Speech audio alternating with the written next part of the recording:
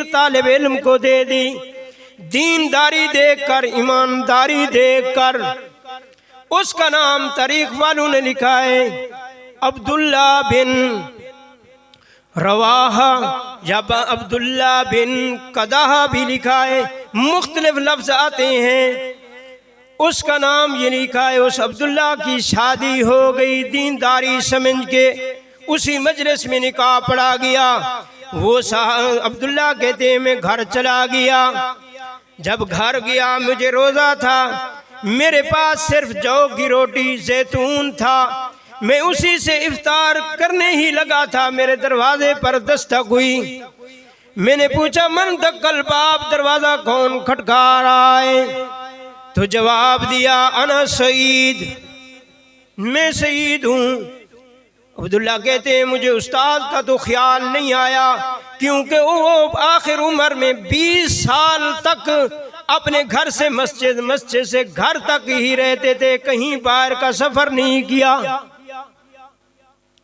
तो मैं सोचने लग गया कौन शहीद इस वक्त। लेकिन जब दरवाजा खोला तो देखा आगे उस्ताद मौजूद हैं। मैंने अर्ज की उस्ताद जी आपको एक जरूरी काम था, मुझे बुला लेते। फरमाया नहीं बेटा, आप गमज़दा हैं और आप अकेले थे। आज मैंने जब आपका निकाह कर दिया है तो मैंने सोचा आज रात तो आप अकेले ना रहे, ये आपकी अमानत है, आपके हवाले। हम तो पूरा महीना इंतजाम करते हैं शादियों का कि ये इंतजाम हो, ये हो, वो हो। कितने बखेड़े खुद हमने बनाए, वरना निकाह तो बड़ा आसान है। 2 गवाहों की मौजूदगी में बस निकाह इजाब कबूल कर दिया जाए, लड़की लड़के घर पहुंचा दी जाए, बस काफी।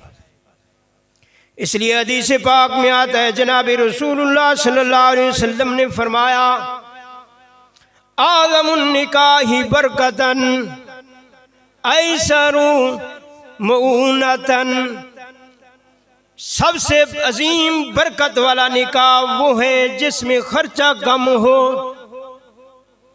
हम तो उसको बड़ी शादी समझते हैं, बड़ा निकाह समझते हैं जिसमें खर्चे लाखों करोड़ों के हिसाब से हों। लेकिन आका फरमाते हैं कि वो बाबरकत निकाह है जिसमें खर्चा कम आए। तो इस शादी के मौका पर अल्लाह पाक ने हमें कुरान और हदीस की बातें सुनने की तौफीक बख्शी है। ये इसका जितना भी शुक्र अदा करें उतना कम है। आखिरी पैगाम इस मौका पर लेकर जाओ, जिस तरह इस भाई ने कुरान और हदीस की महफिल सजा के अपनी शादी को बारौनक किया है, और हर काम भी आप भी कुरान और हदीस की रोशनी में बारौनक करें। मुसलमान हैं तो मुसलमान बन के दिखाएं। मुसलमान के लफ्जी नाम तो नहीं है कि बस जिसको मुसलमान कह दोगे मुसलमान हो। मुसलमान तो अमली मुसलमान होना चाहिए। हमारा अंदाज गुफ्तगू, हमारा चाल चलन, बर्ताव, मामलात सारे के सारे इस्लाम के मुताबिक, शरीयत के मुताबिक होनी चाहिए।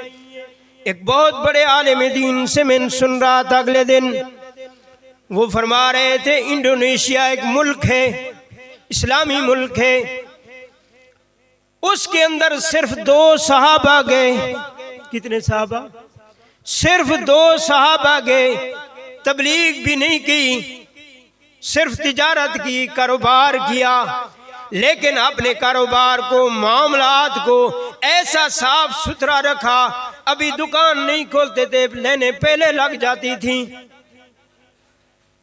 इतने गाहक, लोग हैरान के पहले बड़े ताजर मौजूद हैं, उनकी दुकानों पर इतना रश नहीं, इनकी दुकानों पर इतना बड़ा रश है। ये तो हमारी जबान भी कम समझते हैं, हमारे इलाके के भी नहीं। वजह क्या है? जब पूरी हकीकत उनके सामने आई कि इनके मामलात, लेन देन, गुफ्तगू, खरी सच्ची, झूठ इनके अंदर नहीं, खयानत इनके अंदर नहीं, 2 नंबरी इनके अंदर नहीं, धोखा इनके अंदर नहीं, साफ सुथरा मामला करते हैं। तो ऐसा ऐसा लोग करीब होते गए, पूरे मुल्क में इस्लाम फैल गया। आज देखो मुसलमानों की हालत।